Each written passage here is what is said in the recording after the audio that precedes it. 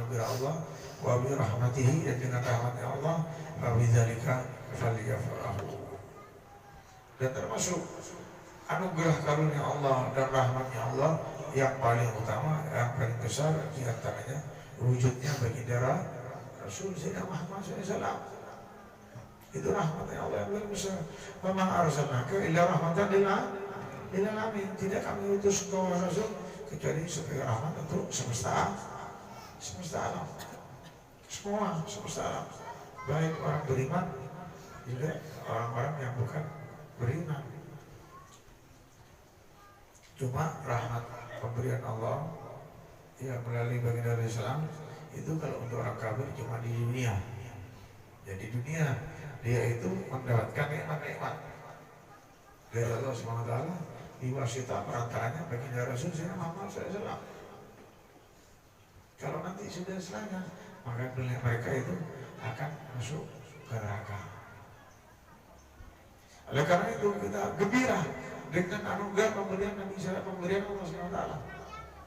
Ingat, dulu itu pada waktu zamannya Rasulullah SAW, itu sahabat-sahabat Nabi mendapati orang-orang Yahudi itu berpuasa. Sama Nabi suruh tanya, mengapa mereka itu berpuasa? Dijawab sama mereka, kami ini berpuasa karena gembira dengan Sayyidina yaitu Nabi Musa diselamatkan dari kejarannya Fir'aun. Oleh karena itu kami berpuasa. Disampaikan kepada Islam, nahnu aula bi Musa minhum. Kami ini lebih utama untuk bersyukur kepada Allah dari mereka. Oleh karena itu Rasulullah SAW menyarankan pada waktu tanggal 10 Muharram itu berpuasa juga. Nah, cuma supaya tidak sama dengan orang-orang Yahudi, suruh puasa sebelumnya 1 hari atau 1 hari sesudahnya. Loh, kalau mereka itu kaumnya Nabi Musa bersyukur karena selamatnya Nabi Musa dari kejarannya Fir'aun, apalagi kita tidak mau bersyukur dengannya wujudnya baginda Rasulullah SAW. Mereka bersyukur berpuasa, ya kita tidak berpuasa dong. Kita puasa hari lahir Nabi SAW. Kita banyak selawat di bulan Maulid. Misalnya hari Maulid Nabi SAW hari Sabtu, kita puasa mulai hari Kamis, Jumat, Sabtu. Karena kalau puasa Sabtu saja makruh. Kita puasa 3 hari, Kamis, Jumat, Sabtu. Dan juga sunnah. Puasa 3 hari itu tiap bulan itu sunnah. Nah, misalnya tanggal 13, 14, 15 Hijriah puasa. Jadi gitu.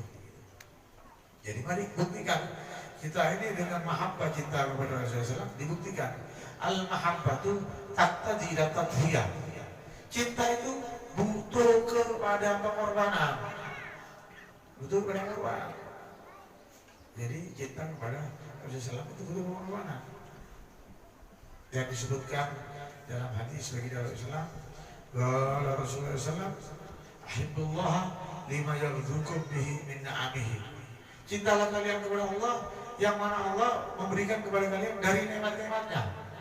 Nah, kita suruh cinta kepada Allah. Bagaimana cinta kepada Allah? Nah, kita yaitu misalnya mengerjakan ajaran yang mana yaitu perintah-perintah Allah. Kita mengerjakan perintah-perintah Allah dari sholat 5 waktu, dari puasa Ramadan, dari berzakat. Ya. Banyak itu yang maaf di Jawa, ya. Itu orang kadang-kadang tidak zakat. Ada kadang juga zakatnya itu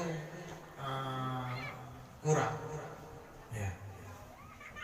Zakat, Anda tahu, misalnya zakatnya orang sawah, ya, orang bisa ke sawah, itu yang pakai air dengan bayar, zakatnya berarti 5%. Kalau pedagang, zakatnya 2% setengah. Pegawai negeri zakatnya 2% setengah, ya. Itu wajib dikerjakan, dikeluarkan zakatnya. Misalnya dapat 1 juta berdagang, ya buka toko dapat 1 juta, berarti zakatnya 2,5%, ya 25.000, ya 25.000, bukan masuk kantong dimakan terus, ya ini makan haram, haram. Mana bisa mimpi Rasulullah orang perutnya diisi barang haram, mana akal haram ya asal jawarihu sya'a apa barang siapa makan yang haram bakal maksiat apa sebenarnya, mau tidak mau, itu dalam hadis begitu ya. Jadi gitu, jadi zakat kali ya, jadi cinta kepada Allah artikan puasa Ramadan ya, kalau punya utang digodok, cinta kepada Allah. Nah juga selain puasa ke haji ya bagi yang sudah mampu. Kalau termasuk cinta kepada Allah Subhanahu wa taala, nah selanjutnya wa hibbuni lihubbillah, ya cintalah kepadaku karena aku cinta kepada Allah. Bagaimana bukti cinta kita kepada Allah? Maka harus cinta kepada Nabi. Nah kita kerjakan sunnah-sunnah Nabi SAW ya, kerjakan. Jadi zakat tambahnya sedekah yang sunnah. Seperti sholat waktu tambahnya kita kepada Nabi yaitu mengamalkan sunnah Nabi qabliyah ba'diyah. Nabi itu puasa sembahyangnya berjamaah, itu fardu kifayah ya, maka kita sholatnya jamaah, bukan kita ikut nafsu sholatnya sendirian, itu namanya ikut nafsu. Sholatnya berjamaah ya, bukan jamaah ya. Saat jamaah itu waktu mondok, nanti sudah berhenti mondok udah jamaah ya. Laki-laki itu sholatnya yang bagus itu sholatnya di masjid ya. Kalau perempuan ya sholatnya di rumahnya gitu. Jadi di masjid satu langkah ke masjid ampun dosa, satu langkah mengangkat derajat. Jadi sholat lima waktu berjamaah ya. Kalau bisa ke masjid, tidak bisa ya ke musola. Ya paling parah sholat jamaah di rumah. Tapi paling utama ya ke masjid. Sebagaimana Rasulullah bersabda, la sholat di haril masjid illa fil masjid. Tidak ada sholat, tidak sempurna sholatnya orang yang tetangga dengan masjid kecuali di masjid ya. Kayak gitu, kecuali ada udzur ya, udzurnya tapi udzur yang benar, jangan udzur yang enggak benar. Nah, contohnya ya misalnya katanya yang udzur yang benar, coba dicontohkan. Misalnya di sini misalnya ini kan namanya ini musola ya, musola di sini ada sholat jamaah ya. Nah, misalnya waktu zuhur itu kan sholat jamaah di sini, tempat sini. Datang sudah dari Anda, misalnya tetangga sini datang misalnya 20 orang sholat jamaah di sini. Nah, terus ada pengumuman dari tuan guru. Ya, kebetulan tuan guru dapat rezeki banyak, ada pengumuman. Wahai orang kampung di sini, barang siapa yang nanti main ke pondok saya, di depan pondok saya, berdiri di depan pondok saya, baca selawat aja ada 10 kali di pondok saya biar berkah, tambah berkah, Anda akan saya kasih uang 200.000. Mau dikasih uang 200.000 sama tuan guru. Maka kalau orang kampung di sini, insya Allah ya, kalau pengumumannya itu suruh bangun, suruh datang jam subuh, ya subuh, karena mau dikasih uang 200.000, datang ya semua. Datang kemana batal? Insya Allah datang ya. Pengumuman 200.000, suruh datang jam 5 kurang seperempat untuk ada pembagian uang 200.000. Itu datang semua tetangga-tetangga. Ya misalnya ya maaf tapi saya ini guru mungkin ya. Datang semua kasih uang 200.000. Ya. Atau misalnya datang jam bawah, misalnya pengumumannya malah pengumumannya sebelum subuh kurang 15 menit. Ya. 15 menit sebelum subuh. Jadi misalnya kalau di sini subuhnya jam 5 kurang seperempat, jam 5 kurang 30 dah kasih 200 ribuan ya, datang semua dah. Istri saya sama bilang apa kalau sama istri sini? Beginian, besok jangan lupa ya, gue dibangunin dong, bangunin nih, tuan guru mau bagi-bagi duit, bagi-bagi fulus dong, 200 ribuan, bangunin dong ya. Jam berapa? Sama suaminya, suaminya bawa, laki, jam berapa laki yang? Jam 4:30. Oh iya dah, kita bangunin, pakai beker dah, pakai beker HP ya. Oke, langsung bangun sudah. Biar mudah mandi sudah langsung berangkat ya, 200 ribu dong. Bisa tuh beli bensin ya, beli bensin berapa liter? 20 liter ya. Bisa kan hemat kan, yang pembagian. Nah, tapi kalau sudah selesai itu ulang udah, ulang dapat fulus, dapat uang masuk gantung, apa nyawa kasar, kantongnya, betul-betul masuk gantung. Kamu bukan sudah ada azan, Allahu Akbar, Allahu Akbar. Tak kembali, mafi hulus, mafi hulus. Kalau ada duit, kata orang Jawa, tidak ada uangnya, tidak ada piscina, apa piscina? Tidak ada duit, uangnya, tidak kembali. Ya, jadi berarti apa? Uang 200 ribu lebih utama daripada sholat subuh berjamaah, yang pahalanya itu bagaikan beribadah satu malam suntuk. Man shalla subha bi jama'atin maka annama qama nisfal lail, kata Rasulullah.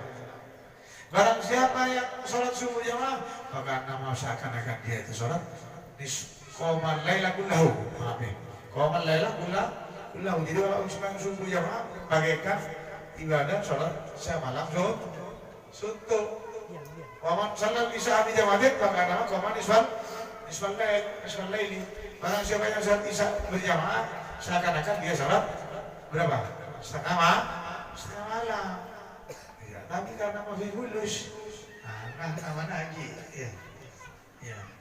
Sebab karena ada fulusnya, ada duitnya, ya saya dah datang dong. Kalau ada fulus saya dah datang minta maaf ya guru nih.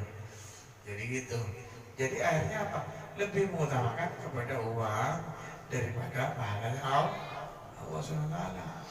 Lu mau dibilang cinta kepada Allah bagaimana? Lu kata tadi hadis ahibbullah lima yaghdukum min ni'amihi. Alhamdulillah, cintalah aku kepada Allah yang mana Allah berikan dari nikmat-nikmatnya. Lalu cintalah aku karena cinta kepada Allah. Cinta kepada Nabi Muhammad, mengerjakan ajaran Nabi Muhammad, sunnah-sunnahnya, qobliyah, zuhur, 4 rakaat, ba'diyah zuhur, 4 rakaat. Yang mana fadilahnya kalau qobliyah zuhur rutin 4 rakaat dan ba'diyah zuhur 4 rakaat. Di kitab Shalihin itu ada hadis yang menyebutkan diharapkan badannya dari neraka man hafadha ala arba'i rakaatin qabla dhuhri wa arba'in ba'dah. Siapa yang sembahyang qobliyah zuhur 4 rakaat, dua-dua yang paling utama, setelahnya ba'diyahnya 4 rakaat. Itu haramullahu jasadahu, Allah mengharapkan badannya itu, lupa saya itu apa alam niran apa niran gitu ada di Riyadhus Shalihin. Istiqomah qobliyah zuhur 22, ba'diyah zuhur 22. Ini resep dari Rasulullah supaya badan kita tidak masuk neraka. Kuat apa enggak masuk neraka? Dan kuat kan, coba aja main-main api ya, coba tangannya kayak api, kuat apa enggak? Kalau enggak kuat ya sembahyang qobliyah zuhur dong, 22 4 rakaat, ba'diyah zuhur 4 rakaat, qobliyah asar 4 rakaat lagi. Man shallal igaman apa man shallal bahri sultan haji rahmatullah ra'an shallal qobliyah asri arba'an. Semoga rahmat Allah yang sembahyang qobliyah asar 4 rakaat. Doa Nabi nih, doa Nabi pasti mustajab. Semoga rahmat Allah rahimallah ra'an shallal qobliyah asri arba'an. Semoga rahmat Allah yang sembahyang qobliyah asar 4 rakaat 22. Doa Nabi pasti mustajab. Termasuk rahmatnya Allah yaitu rezeki dong. Rezeki itu rahmat Allah SWT. Nah, cuma juga jadi gitu. Nah juga termasuk diantaranya sholat tahajud ya, bangun sholat tahajud ke sunnah Nabi, sholat tahajud. Sholat tahajud wa minal laili fatahajjad nafilatan lah, dari waktu malam sholat tahajud. Nah, santri misalnya tahajud, jangan cuma tahajud di pondok. Nanti juga pulang dari rumah sholat tahajud ya, bapak-bapak sholat tahajud ya. Sholat tahajud, jangan kalah ke ayam. Ayam itu jam 3 itu berkongkong. Kalau di Jawa jam 3, tidak tahu di jam berapa. Jadi Jawa itu jam 3 berkongkong itu katanya di dalam kitab Tafsirun Nas itu melihat malaikat turun. Nah, malaikat berkongkong ayam itu.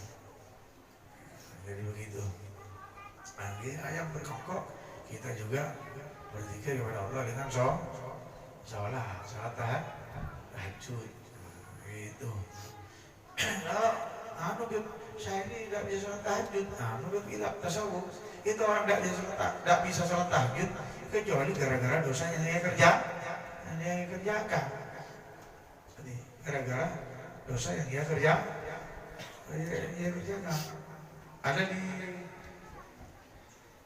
biasanya orang-orang walinya Allah biarpun tidur jam 12 malam ya, itu tetap jam 2 malam bangun sholat tahajud ya, karena sudah ditolong oleh Allah Subhanahu wa Ta'ala para walinya Allah ya. Dari begitu. Jadi ada orang di Bondoso dulu, seorang arif billah itu katanya kalau tidur jam 12 malam, katanya tetangganya itu juga ponakan misalnya si Habib ini kalau tidur jam 12 itu jam 2 malam pasti itu subhanallah masih bangun si wali ini, si arif billah ini yang walinya Allah ini. Jadi itu alhamdulillah, karena beliau ini adalah orang yang istiqomah sholat qiyamul lail, sholat 5 waktu jamaah, juga ahli sholawat kepada Rasulullah. Ya. Itu lalu juga ya, wahai juga nutup aurat. Ini ada wanita-wanita ya, nutup aurat. Ya, kalau sebetulnya ya mazhab Syafi'i mukanya wanita itu aurat. Ya. Wa auratul mar'ati indal ajanibi jami'u badaniha. Di kitab Syarikatul Najah bahwa auratul mar'ati ya, aurat perempuan itu yang hurra, yang merdeka, bukan budak. Kalau mazhab Syafi'i semua badannya. Oleh karena itu kalau mazhab Syafi'i mukanya itu ditutup. Syafi'i juga Hambali.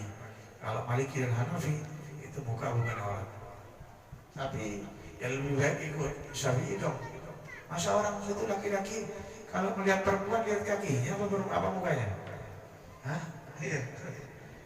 Saya tanya kepadanya, Anda kalau melihat itu perempuan lihat kakinya apa lihat mukanya? Ikan mau?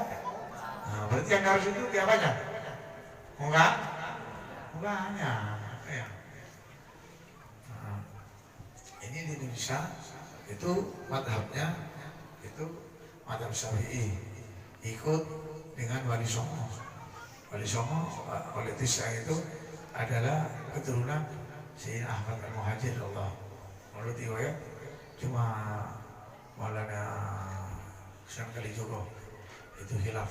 Katanya ada yang bilang beliau keturunannya Rasulullah SAW, ada yang bilang bukan. Kalau menurut saya seorang Hafidhul Muslim dari Qutbul Qulqi yang mana beliau ini tidak pernah tidur malam selama 20 tahun. Itu beliau, pendapat beliau katanya Maulana Sunan Kalijogo itu adalah masih keturunan Nabi SAW juga. Jadi itu yang mantapnya mereka semua Syafi'i, ikut dari ulama Hadramut ya. Jadi Hadramut dari ke mereka sampai Sayyidina Ahmad Al-Muhajir Allah, sampai terus ke atas sampai meninggal Rasulullah. Itu mantap Syafi'i.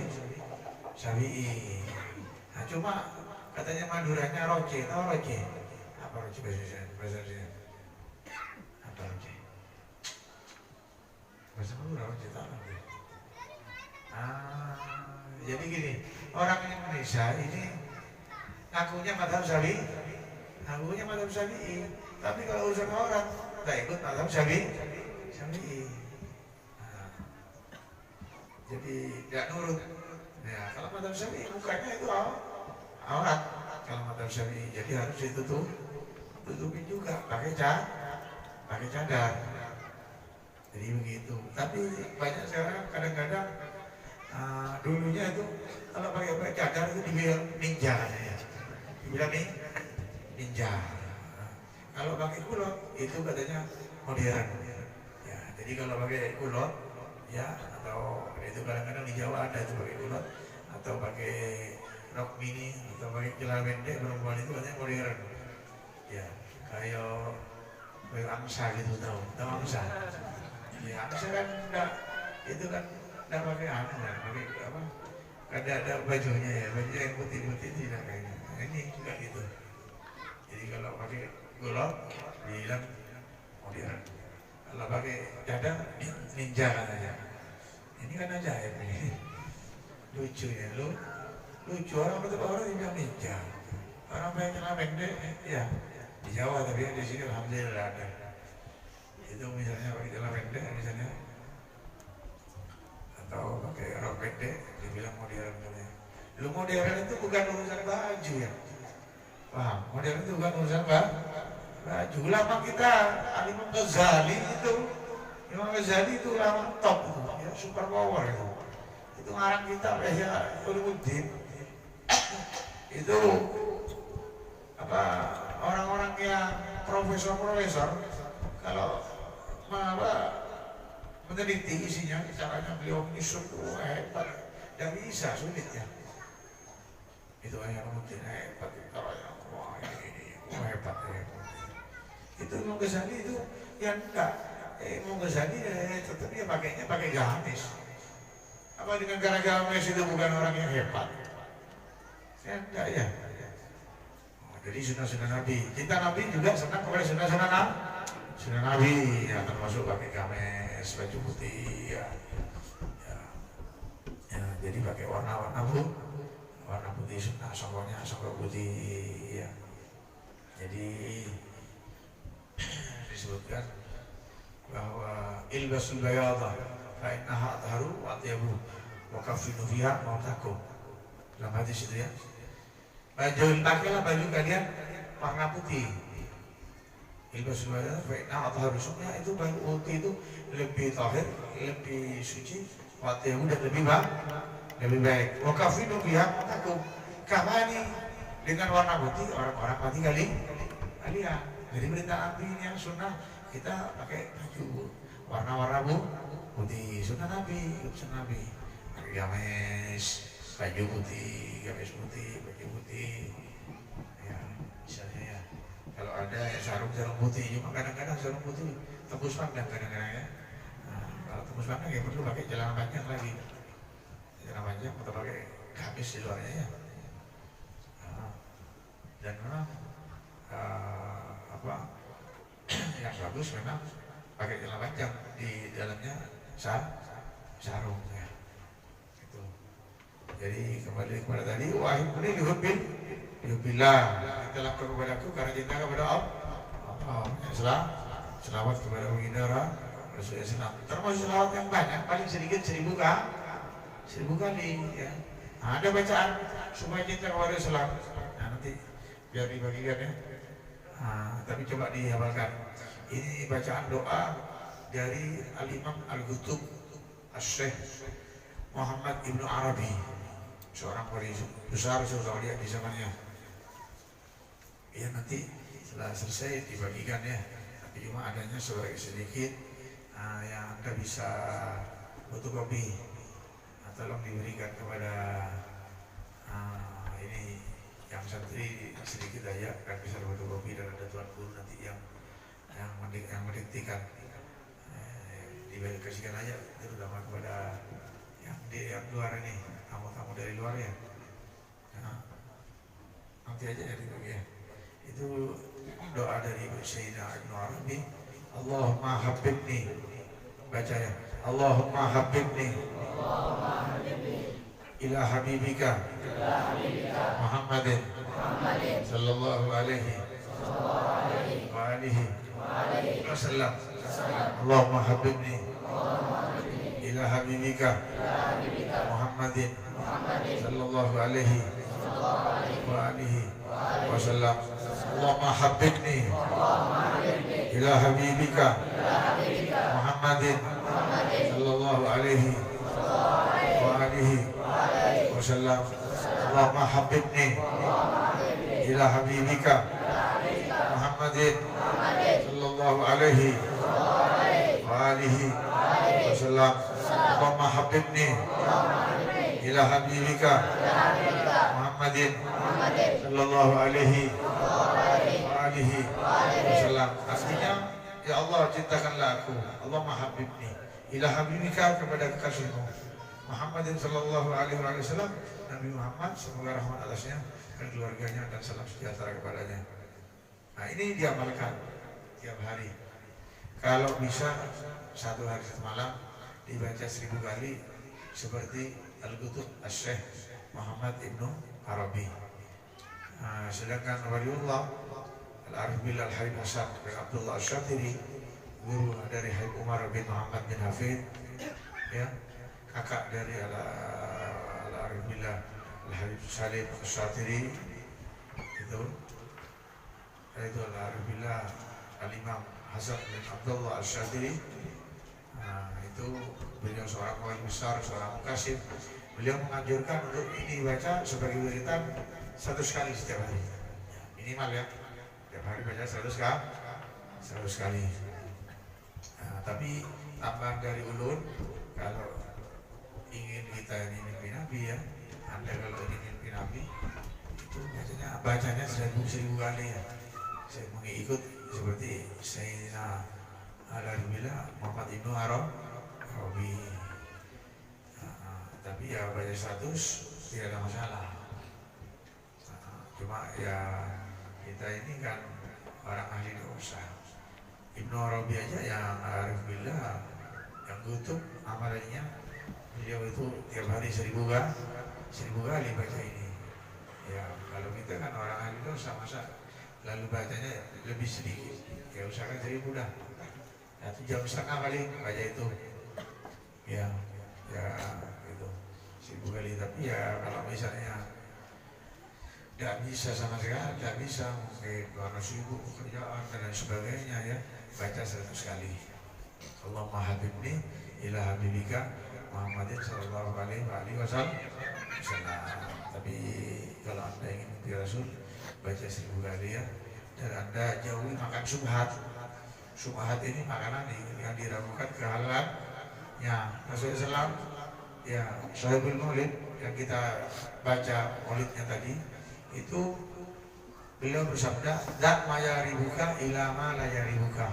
Tinggalkanlah yang meragukan kamu kepada yang tidak meragukan. Nah, ada makanan subhat itu katanya sebagian ulama di Jawa, ya, bukan kata saya, ya, maaf, bukan katanya saya ikut makmum aja, saya ikut makmum.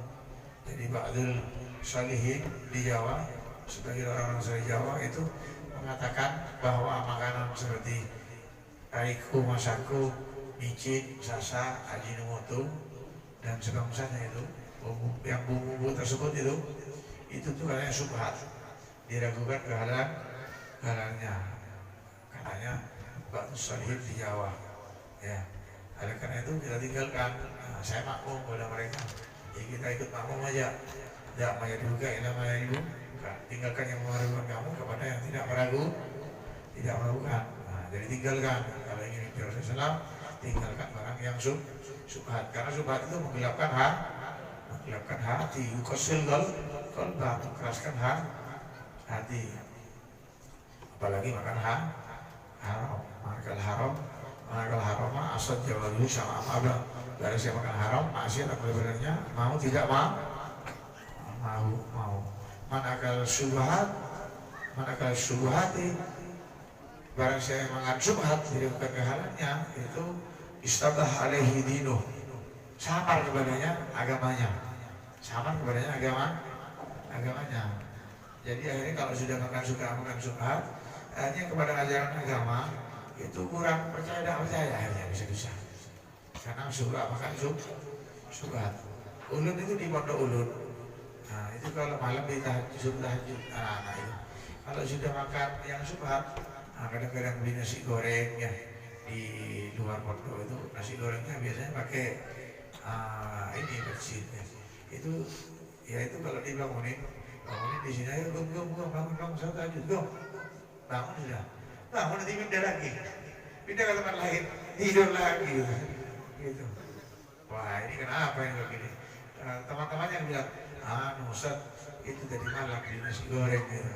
Oh iya nanti tak hukum dah makan nasi goreng udah salah ya kayak gitu. Dan biasanya itu sulit mimpi wali apalagi mimpi Rasulullah SAW ya makan subhat kecuali tidak tahu kalau selawatnya tiap hari siapa 20.000 misalnya tiap hari sallallahu alaihi wasallam hadir nantinya baca 20.000 kali ya mungkin aja makan subhat nasi tembus bisa mimpi wali atau sampai mimpi nabi ya misalnya mimpi wali Songo ya mimpi Syekh Arsyad Al-Banjari misalnya mimpi Habib Ibrahim Al-Habsyi Sahib mana itu negara yang dikubur di negara itu muridnya maka Walid Habib Al-Habsyi muridnya Al-Arif Bilal Habib Hasan Amin Ahmad terus nah itu negara dikubur itu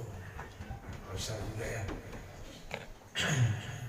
jadi tinggalkan yang subhat wahibuni lihubbillah wahibbu ahla baiti dihubbi sampai kemudian cintalah kamu kepada keluargaku kepada anak keturunanku karena cintamu kepadaku. Jadi cinta kepada Nabi itu tidak cukup kecuali dengan mencintai keluarga anak keturunannya Nabi SAW. Yang mana kalau di Indonesia itu para habaib ya atau syarifah orang Arab di Indonesia banyak ya banyak tapi tidak semuanya mereka keturunannya tidak semuanya keturunan Nabi ada yang keturunan Nabi atau disebut Habib atau jamaknya habaib atau syarifah jamaknya syaraif ada yang bukan yaitu orang Arab biasa. Nah yang habaib ini dan syaraif ini wajib dicintai itu menurut Nas Al-Quran surat Asy-Syura ayat 22 disebutkan di sana yang mana disebutkan di sini Qul la as'alukum alaihi ajran illa al-mawaddata fil qurba. Katakanlah wahai paling utamanya para rasul as'alukum ajran aku tidak meminta balasan ongkos balasan atas as'alukum alaihi ajran atas menyampaikan ajaran agama ini illa al-mawaddata fil qurba kecuali mencintai al-qurba kerabatnya Nabi SAW. Itulah diterangkan di tafsir Ibnu Katsir. Jadi wajib umat Nabi SAW mencintai keturunannya Nabi Muhammad SAW. Itu juga cara untuk bisa mimpi Nabi. Jadi kalau tidak cinta keturunan Nabi SAW, misalnya keturunan Al-Quran sudah ada hadis Nabi, nah itu salah. Jadi hukumnya wajib mencintai keturunan Nabi SAW itu wajib. Jadi gitu. Terbaliknya membenci keturunan Nabi SAW itu kalau orang wali lalu membenci keturunan Nabi SAW langsung dicabut kewaliannya, langsung dicabut, dia nggak dicabut. Mengapa? Karena yang jadi wali itu semuanya berkahnya Nabi SAW. Nabi SAW kulum harusnya multamisun orang diami. Semua dari Islam itu menciduk dari lautannya Nabi SAW itu menciduk. Jadi umatnya Nabi itu menciduk dari Nabi SAW. Jangan wali. Hatta para anbiya al-mursalin itu berkahnya Nabi SAW. Berkahnya Nabi SAW. Allahul mu'ti wa al-qasim. Allah yang memberi kata Nabi SAW. Kata Nabi Allahul mu'ti, Allah yang memberi, wa al-qasim, aku yang membagi. Oleh karena itu kalau ingin jadi wali, cintanya sama Allah kuat, cintanya kepada Rasulullah kuat, cintanya kepada keluarga keturunan Nabi juga kuat, selain kepada sahabatnya Isa Salam, ya, juga kepada wali-walinya, kepada silsilah guru-gurunya yang mengamalkan ilmunya. Nah itu. Jadi tadi kembali kepada tadi, Allah ibu ahli baiti lihubi, cintalah kamu kepada anak keturunanku, keluargaku karena cinta kepadaku. Bagaimana Bu? Kalau ada keturunan Nabi suka minum, bukan minum air ya, minum yang memabukkan, atau suka misalnya apa berzina, tidak minta misalnya, apakah wajib dicintai? Tetap wajib dicintai, karena Quran sama hadis, badannya dicintai. Kalau amaliannya, pekerjaannya tidak dicintai. Nah, tapi jangan sampai ketipu setan. Kadang-kadang orang itu kalau benci sama seseorang, benci kepada amalnya seseorang, kadang-kadang diikutkan kepada orangnya. Ada orang misalnya, orang ini suka riba misalnya, membungakan uang, pinjam, ya pinjam ada bunganya, naruh ada bunganya, ya ini kan riba, ini kan dia dosa besar. Nah, akhirnya misalnya saya tidak suka kepada orang begitu, kepada pekerja orang yang mengerjakan begitu. Nah itu ya, tidak suka misalnya, bukan juga tidak suka sama pekerjaan, akhirnya sama orangnya juga benci ya, gitu ya. Benci juga sama orangnya. Tapi kalau benci kepada keturunan Nabi, itu tidak boleh. Ya, bukan cuma. Jadi kalau benci sama pekerjaannya itu harus, kalau berbuat jelek. Tapi kalau orangnya keturunan Nabi itu tidak boleh. Karena Israel itu dicintai ya, maksud dicintai badannya. Kalau bekerja jangan dicintai kecuali cocok dengan amaliannya Rasulullah ya, kecuali cocok dengan amaliannya Rasulullah. Jadi gitu. Oh ini lihubbil, oh ibu ahli baiti lihubbi, cintalah kepada anak keturunanku karena cinta kepadaku. Dan alhamdulillah kalau benci bisa mati suul hatimah ya. Jadi benci kepada keturunan Nabi bisa mati suul hatimah. Kamu tahu Al-Habib Sholeh bin Musid, Habib Sholeh Tanggul, iya. Habib Sholeh Tanggul itu punya guru Al-Habib Abu Bakar Syekh Bursi. Ya, Abu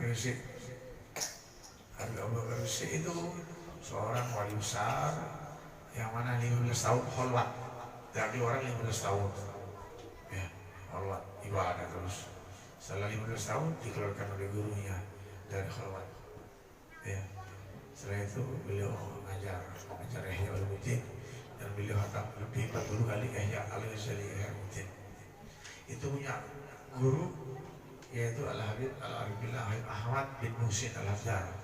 Ahmad bin Al-Hafdar ini yang ngarang bacaan ini Al-Anwar. Itu gurunya seorang wali besar Rasulullah Aulia di zamannya. Ya. Itu sebelum meninggal, beliau itu menggali kuburan dulu di Mokala. Digali kuburan, nyuruh orang suruh gali kuburan. Setelah itu kuburan diturunin sampai Ahmad bin Al-Hafdar, dia ngaji Quran, ngerti? Terus beberapa tahun itu ngaji Quran terus, meniru yang perempuan sama perempuan yang wali besar, Rabi Al-Dawiyah. Rabi Al-Dawiyah itu ngatamkan Quran 6.000 kali, ya 6.000 kali beliau itu hatam Al-Quran. Ya Habib Ahmad Monggor, itu masa saya kalah sama Rabi Al-Dawiyah. Beliau mengatakan 7.000 Al-Quran 7.000 kali di lubang kuburannya. Dia turun ke tanah, ya si murid-muridnya pengikutnya suruh gali. Dan itu tiap hari itu di sana, ya tinggal ya baca hataman Quran selama berapa puluh tahun itu Habib Ahmad Monggor. Ini juga Habib Ahmad bin Muhsin hatam 6.666 kali, ya 6.666 kali, ya itu guru Habib Muhsin. Dan setelah itu beliau sebelum meninggal itu dibangun kubah di Mukalla di Hadramaut. Ini Habib Ahmad bin Sinadar, ibunya walinya Habib ada di bagian atas Habib Ahmad bin Muhsin Al-Haddad. Nah, ini Habib Ahmad bin Sinadar ini keramat, banyak keramatnya. Di antaranya beliau itu dengan izin Allah pernah minta kepada Allah hujan madu. Nah, dulu di Hadramaut ada hujan susu, terkenal itu yang hujan susu Al-Habib Al-Qutub Abu Bakar Adani. Nah, jadi Abu Bakar Adani ini anaknya pengarang Ratib Al-Idrus. Jadi itu sebenarnya itu pada waktu masuk ke Aden di sama orang-orang Aden, tentara Aden tidak boleh masuk. Saya ini mau nyebar karena mau dakwah di sini. Katanya orang-orang yang di perbatasan Aden, tentara-tentara itu tidak boleh masuk kecuali Anda bisa melakukan keramat. Jadi Anda boleh masuk sini bisa melakukan keramat. Akhirnya si Habib ini sholat 2 rakaat lalu bilang, ya Rabbas sama subbul laban walad Abdullah takhalada. Wahai Tuhannya langit, tuangkanlah susu anak Abdullah masuk ke Aden.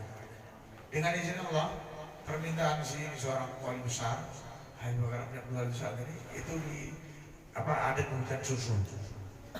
Malah katanya diriwayatkan susunya ini oleh waktu itu kan jajahan Inggris itu di sama Inggris ditaruh dimusimkan karena ada kejadian mulai zaman dahulu ya sampai zaman itu ada hujan susu. Iya, mana ada hujan susu? Ya. Jadi dari keramatnya umatnya Rasulullah, keturunannya Rasulullah itu Abu Bakar bin Abdullah itu Sayyidul Abu Bakar bin Abdullah itu Sayyidul Ratib. Ini anaknya bukan Sayyidul Ratibnya. Abu Bakar ini. Dan yang Habib ini Habib Ahmad bin Sinadar, guru yang bersih itu minta hujan madu, hujan madu akhirnya. Itu. Dan keramatnya beliau karena beliau itu masuk ke mana? Ini masuk mau ziarah ke Nabiullah Hud. Nah, kalau ke Tarif ya tenang dia yang semoga kita ini kan belum sudah sampai ke atas. Belum.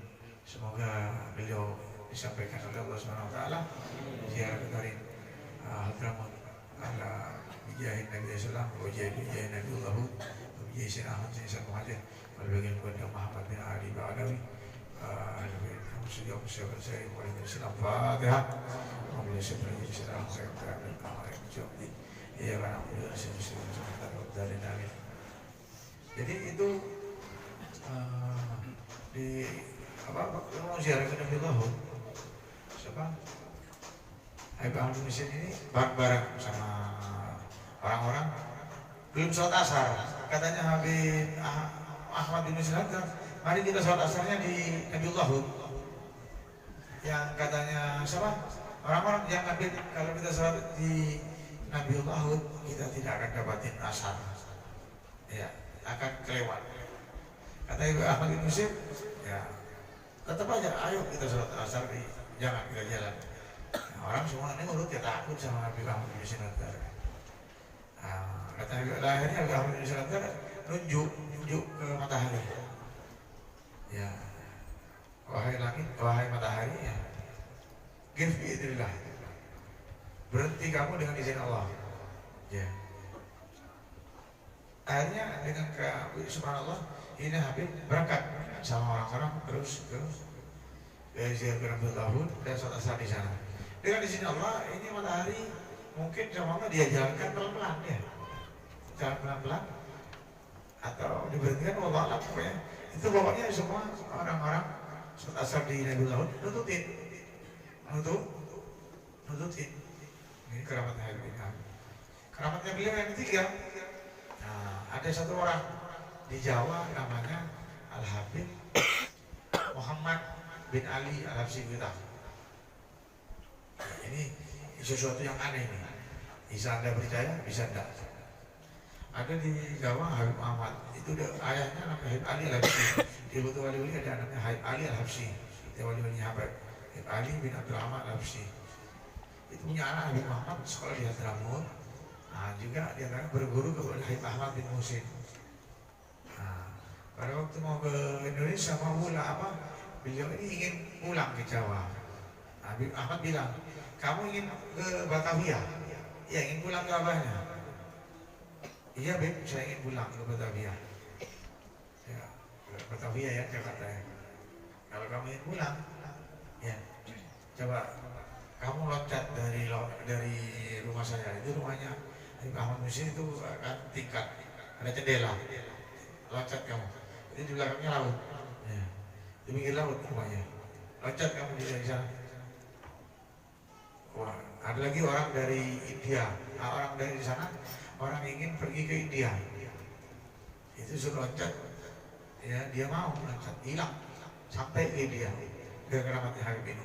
Yang ini Habib Muhammad bin Ali bin Abdurrahman Absi. Yang mana dia cucunya Habib Abdurrahman Cikini. Yang mana dulu ada pernah ribut. Kuburannya Habib Abdurrahman Cikini ini mau diambil di Jakarta.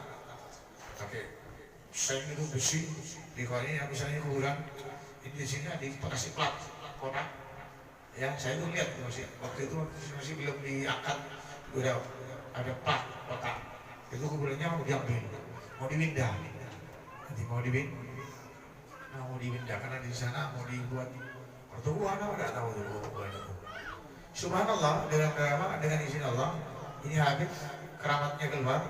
Itu dari beberapa sisi sana keluar air, berarti air memancar. Ini Jakarta, nggak masuk akal. Jakarta ini panas sih. Ini cuma plat masuknya kira-kira 1-2 meter ke bawah. Memancar air dari semua itu. Akhirnya orang-orang di Jakarta semua pelanggan Habib ini pindah. Jadi mereka semua menolak. Jadi orang-orang semua tidak berapa yang ini yang tidak berani. Mereka semua sepakat tidak boleh ya. Jadi kalau tidak kita jihad itu. Akhirnya dari pindah ini berani sampai sekarang ada, dan akhirnya tempat itu itu tempat ziarah. Nah, itu namanya kuburannya Habib Rahman. Punya anak Habib Ali punya anak Habib Muhammad. Nah, yang mau pulang ke Jawa. Suruh loncat, akhirnya kan mau muda, saya kan mau loncat. Ya, ini kalau loncat nih, mati nih dari atas lotengnya. Karena itu alam di sini dan kamu tahu, coba lihat tangan kamu, coba pegang kepala saya.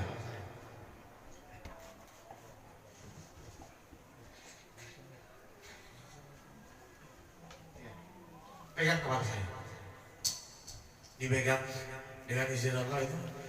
Ini pegang itu ada benjolan bekas luka. Iya, kamu lihat, tahu? Ini bekas bulu saya ikut perang dalam zaman Rasulullah. Nanti seperti ini kejadian kepada Abdullah Haddad Syekh Ratib juga begitu. Itu di kepala beliau ada bekas luka, yang mana wallah alam biidznillah mungkin rohnya Abdullah Haddad dan rohnya Ahmad bin Musin dimasukkan kepada salah satu dari sahabat Nabi untuk ikut perang. Apa gitu? Nggak tahu saya.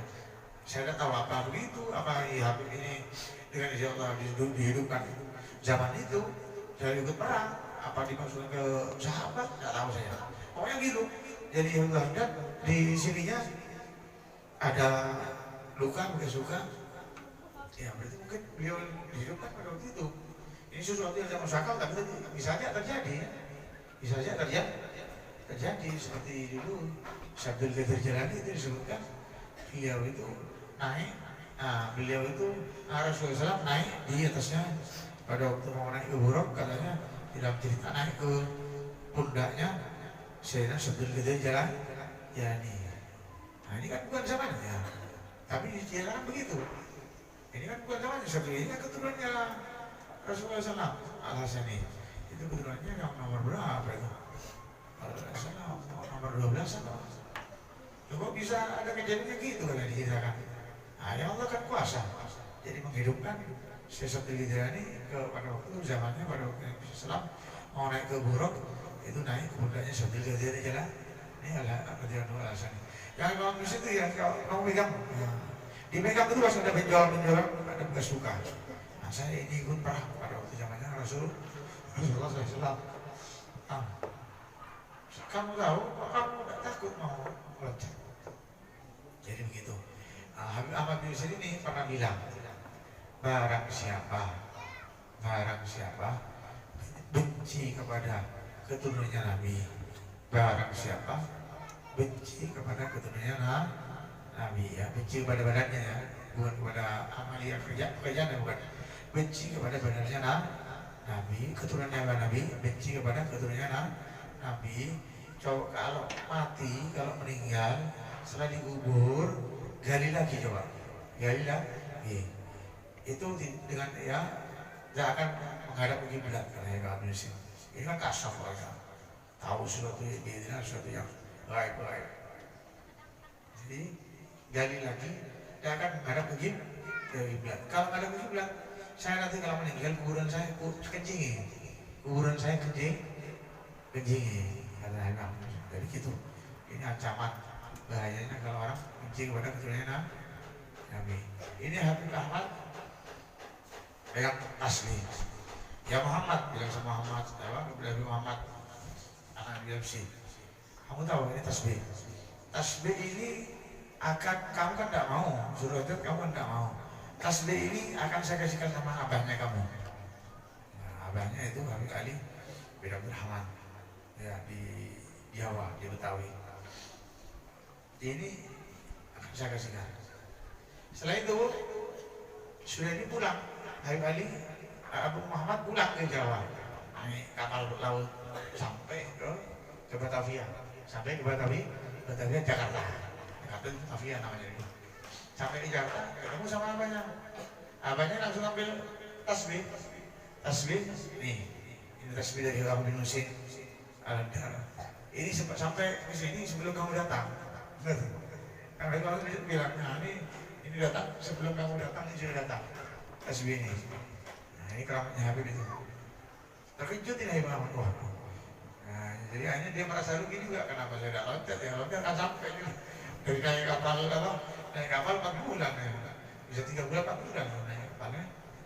Nah jadi kembali tadi, kita Allah, kita Rasulullah, kita kepada keturunannya Nabi Sallallahu Alaihi Wasallam. Dari banyak selawat. Jadi kembali lagi kepada tadi, Allah mahabibni ila habibika Muhammadin Sallallahu Alaihi Wasallam. Katanya 100 kali, kalau bisa usahakan 1000 kali sehingga bisa mimpi Nabi, tapi jauhi makan yang subhat, tidak bukan yang tadi ya. Juga ada selawat.